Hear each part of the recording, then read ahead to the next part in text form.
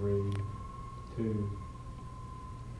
Welcome to the current events program sponsored by the Archbishop Michael J. Curley Assembly of the Fourth Degree Knights of Columbus. The Knights of Columbus have 4 principles: charity, unity, fraternity, and patriotism. Patriotism, or love of God and country, is the principle of the fourth degree. Our assembly produces and promotes these programs for the edification of its members and for the community. I have been selected as your host for this performance. By way of introduction, my name is Charlie Kenny. I'm a member of the Knights of Columbus for over 35 years. I'm a past Grand Knight of Prince George's Council, Knights of Columbus. I'm a past faithful navigator of the Archbishop Michael J. Curley Assembly, and I'm currently the Financial Secretary of the Prince George's Council.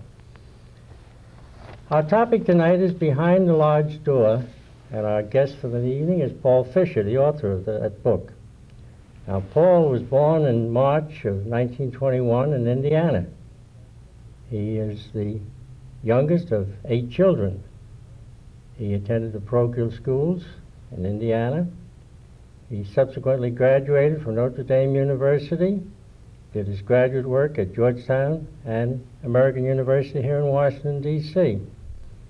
He was very active during the war, World War II that is. He was with the Office of Strategic Services, Army Intelligence during the Korean War.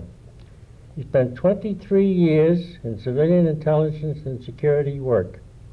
For 8 years, he was a legislative and a personal aide to Congressman James Delaney, New York, who was the chairman of the Committee on Rules in the House of Representatives.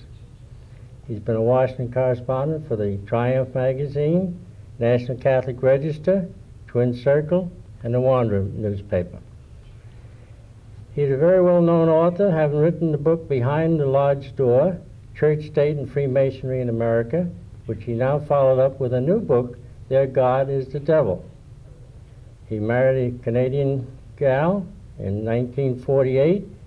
He's the parent of 9 children, 6 girls and 3 boys. He resides in Indiana. He's home here at the Christmas time to see his family live in the Washington area. Paul, you wrote 2 books on Masonry. One was Behind the Lodge Door, rather, and the other one is Their God is the Devil. Might want to say. Yeah, this is the Behind the Lodge Door, and this is the Their God is the Devil. Right.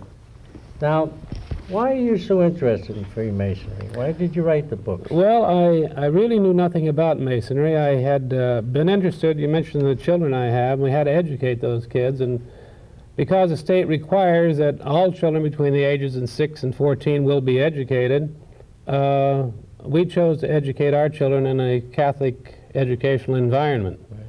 And I thought, since the church mandates that they should be educated, it should give you some assistance in getting that education. But the fact is that they don't give you any assistance if you happen to attend a conventional religious school. I say conventional religion because one man's religion is another man's philosophy. Right. So secular humanism is rampant in parochial schools. And so I started researching the Constitution to see just why my kids couldn't, for example, get on a public school bus that passed by the parochial school our children attended. And I found rather quickly that the state of Maryland, which they resided at the time, had 2 decisions by the Maryland Court of Appeals, which is effectively the Supreme Court of Maryland, right, which in fact said that those children can get on a public school bus if that bus in its way to a public school passes to another school, near right, and by a Catholic school, they can get on. But the fact is that this was not implemented, and from that little background, I got interested in the religion clause of the First Amendment. And I became active with, I think, a group you had on here very recently, Citizens for Educational Freedom. right. And through that study, I couldn't find anything which, under the Constitution and under court opinions up until 1947, would have barred these children from getting educated, or getting at least school transportation, but indeed getting educated. And I think the GI Bill of Rights of World War II is an outstanding example of what raised the problem in my mind, because under the GI Bill, returning veterans, soldiers, sailors, airmen, could attend even a seminary, any school that was a legitimate school. That's for sure. So I pursued that study of the aid to education, and that's how I really got involved with Congressman Delaney, Jim Delaney of New York, who was the chairman of the powerful House Committee on Rules. I was his legislative assistant and his press officer. And Jim Delaney had a voucher proposal. He knew Jack Kennedy, the President Kennedy, very well. They served in Congress together. And he used to tell me he'd chase Jack Kennedy around the Oval desk in his Oval Office trying to cut his hair, which was a little long at the time. And Kennedy said, "Jim, you're going to vote for my aid to education bill." And Delaney said, "No, I'm not, Jack." He said, "I can't vote to discriminate, for discrimination." He said, "Your bill counts all students in as far as the amount of funds that will be spent on education, but they count Catholic kids out when it comes to allocating those funds. And I won't vote for such discrimination." But so I had pretty well exhausted my studies. This was probably in 1965 of the religion clause and constitutionality. But in 1971, there was an article in the Washington Post about the papers of Justice Frankfurter.